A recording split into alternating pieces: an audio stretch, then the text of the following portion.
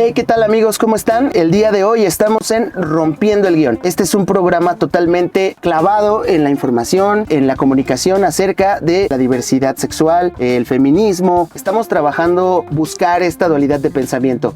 Tengo a mi compañera Sandra. ¿Cómo estás, Sandra? Hola, ¿qué tal, Donde? Aquí estamos, somos parte de la agencia informativa Expansión Disidente y bueno, la intención, como dices, es hacer un programa de géneros y diversidades aclarando cuestiones coloquiales básicamente. Así es, el chiste es romper ese guión que tenemos todos en la vida de ¿será posible acercarme a una persona que no piensa como yo, que no define todo como yo y al mismo tiempo hacer que tengamos esta paridad?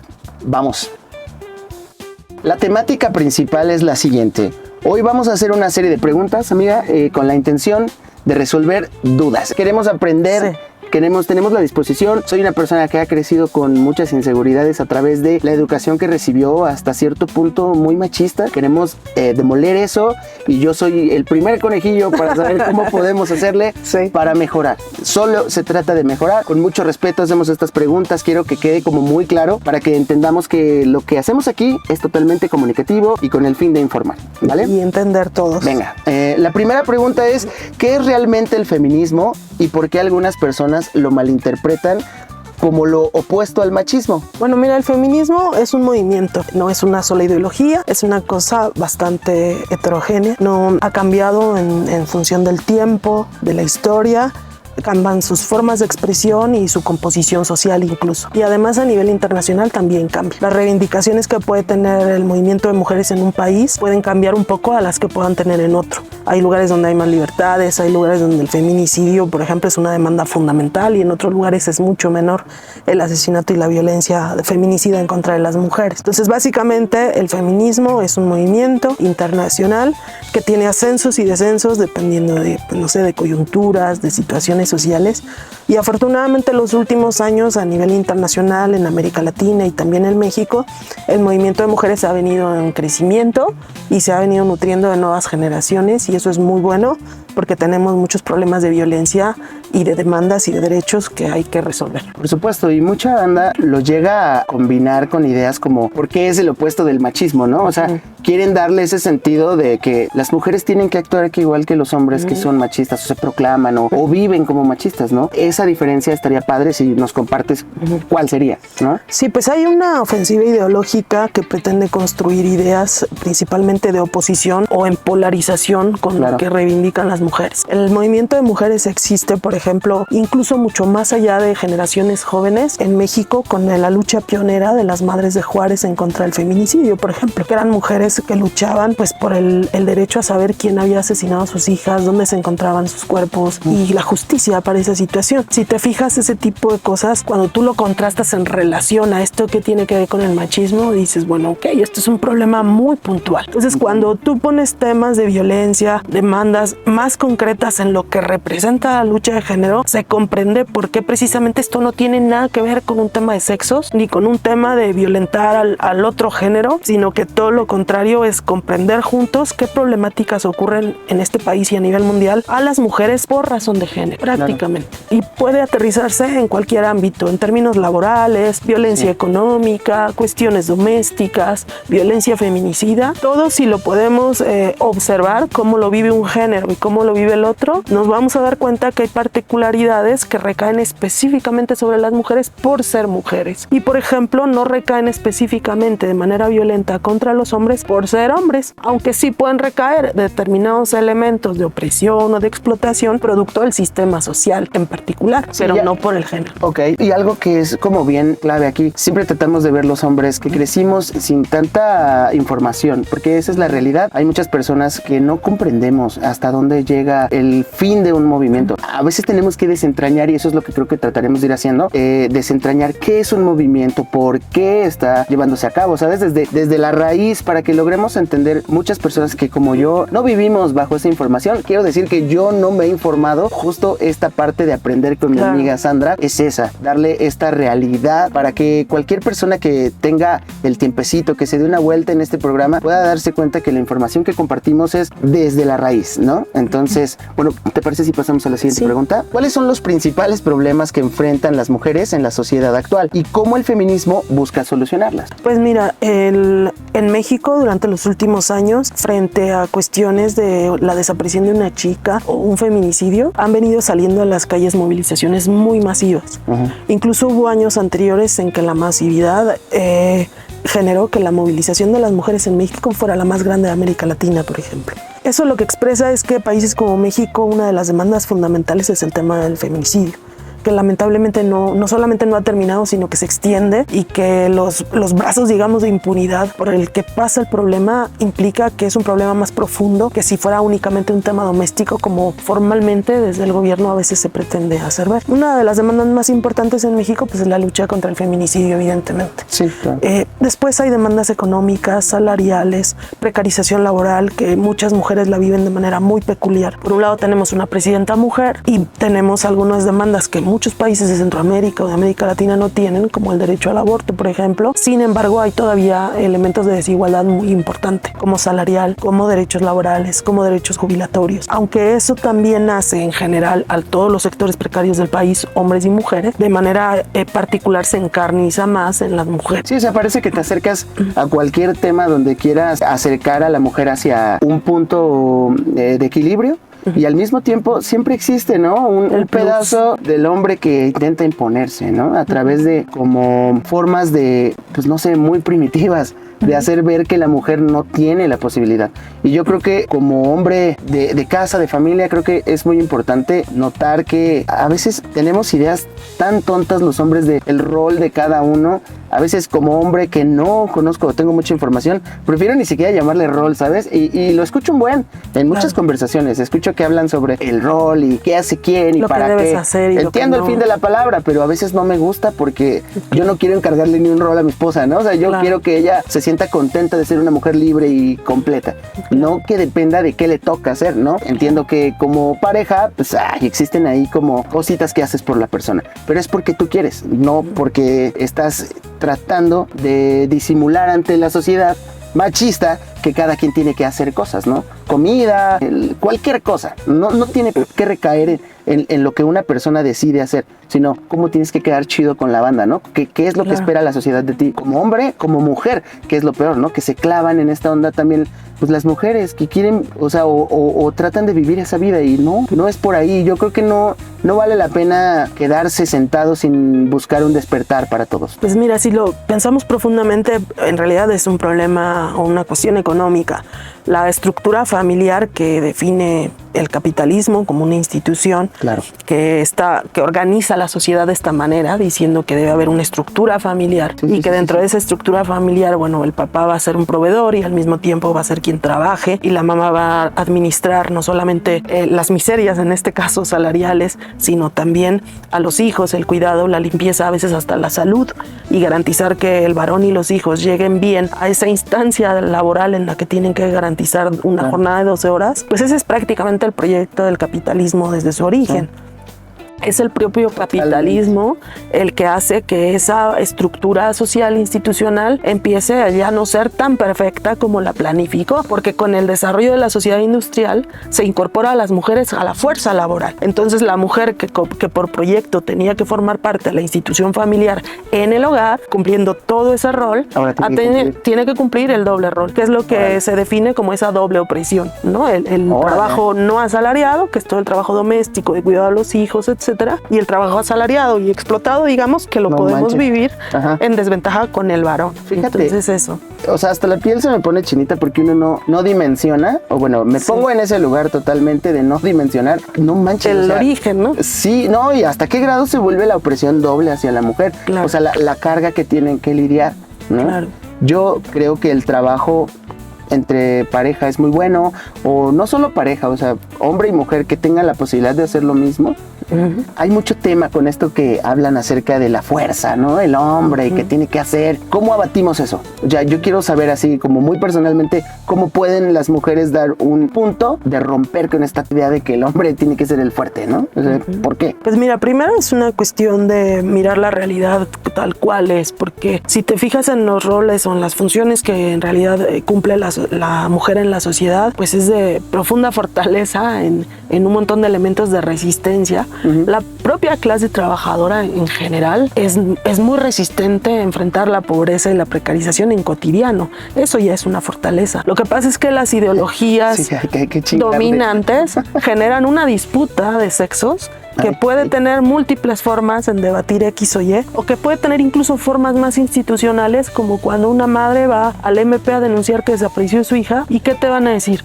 ¿Cómo estaba vestida? ¿Se fue con el novio? ¿A qué hora salía? ¿Pero por qué lo hacía? Entonces, esta tendencia a criminalizar también es una forma muy institucional de decir tenía que estar en casa. Se desapareció porque no estaba en casa. Y además son usanzas muy a la Díaz Ordaz. O sea, son cosas bien de una lógica ultraderechista antiquísima. Bien retrógradas, o sea, cabrón. Que se siguen difundiendo con los años y que a veces lamentablemente desde un atraso social se las apropian sectores de la población y consideran, bueno, que no es ni innovador, ¿no? Bueno, y ahí antes de acabar con esta, que ya se volvió una pregunta como de podcast, ¿no? O sea, ya es un podcast. Claro.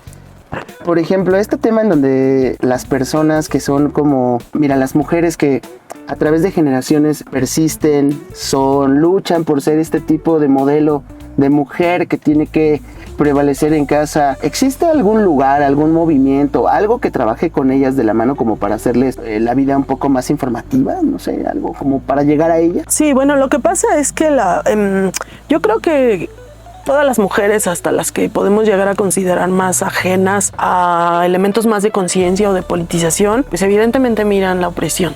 Claro. ¿No?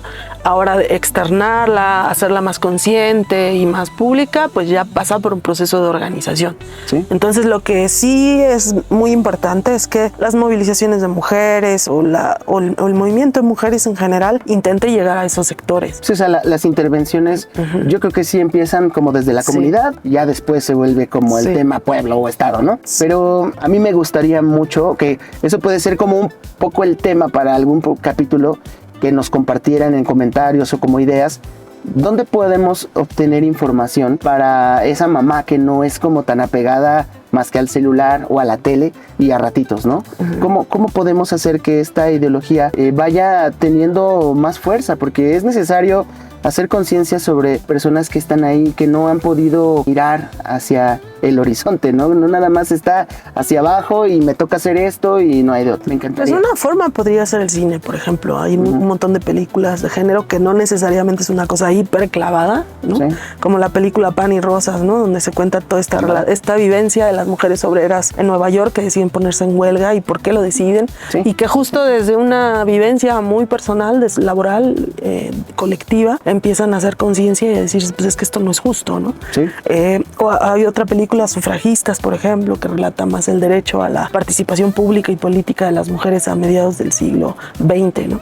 Y que a lo mejor en 2 horas pues te resume todo un proceso que duró prácticamente una década, ¿no? A nivel internacional. Una parte podría ser el cine, otra parte también es procurar como personas cercanas a la vida cotidiana de nuestras familias, pues es transmitir de forma no prejuiciosa el movimiento mujeres.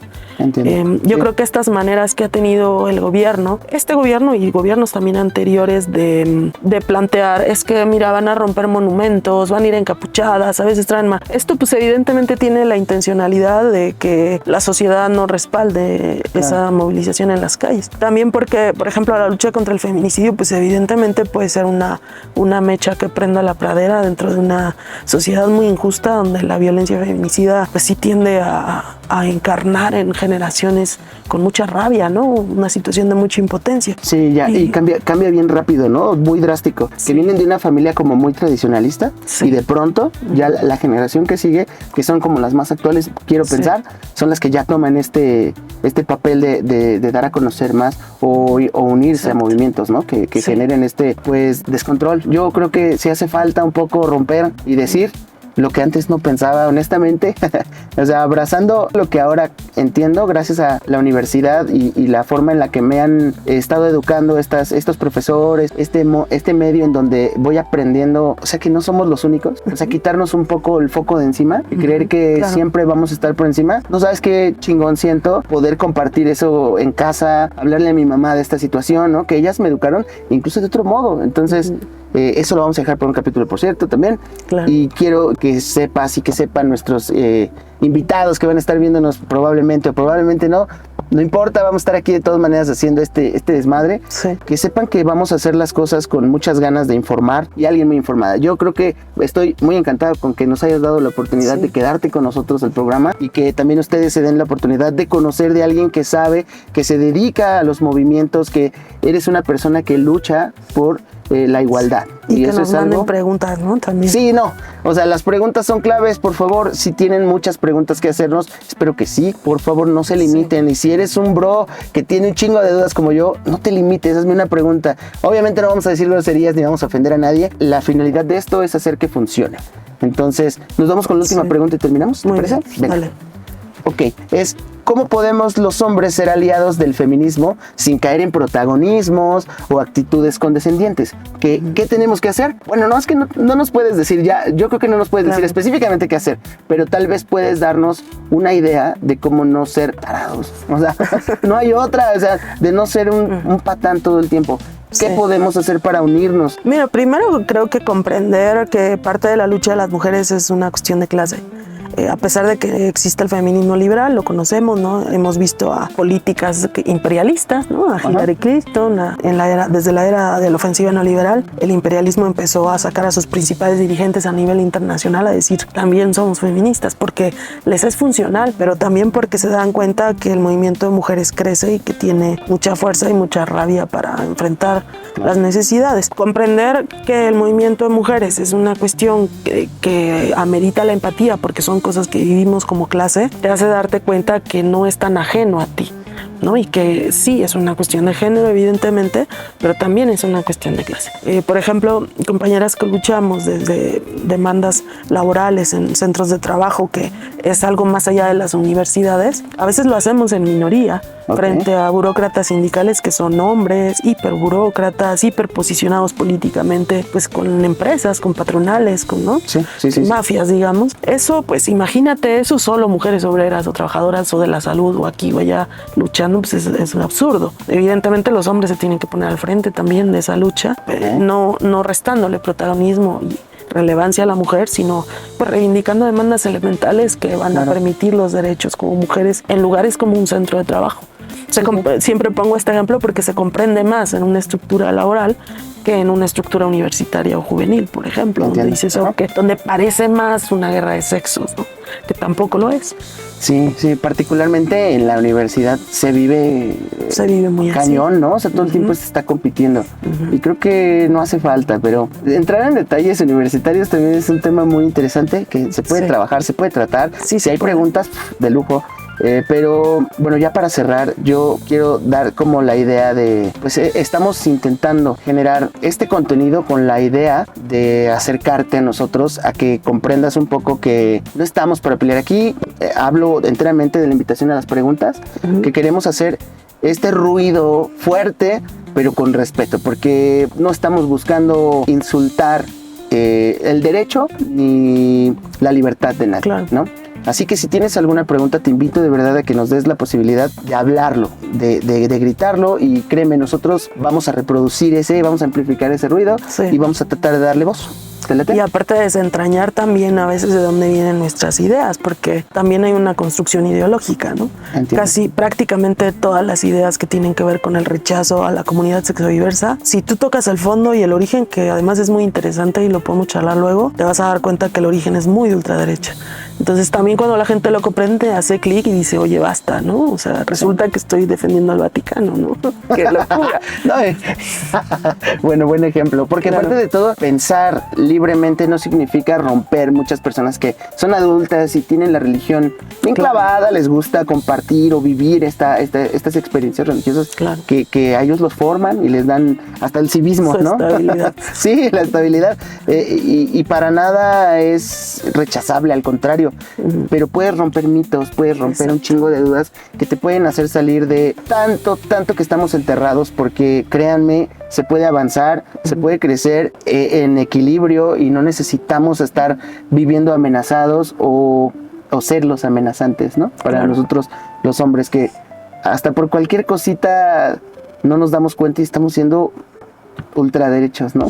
Y yo quiero algo chido para este programa y muchas gracias por darnos la oportunidad. Ojalá que te quedes, que estés aquí con nosotros. Yo encantado. Ahora sí tenemos a alguien que nos va a dar unos buenos cates de realidad y de mucha justicia, porque es lo que buscamos para las mujeres. Y muchas gracias. Este es nuestro capítulo número 1 de Rompiendo el Guión. Muchísimas gracias. Que tengan una excelente tarde, noche, día. Venga.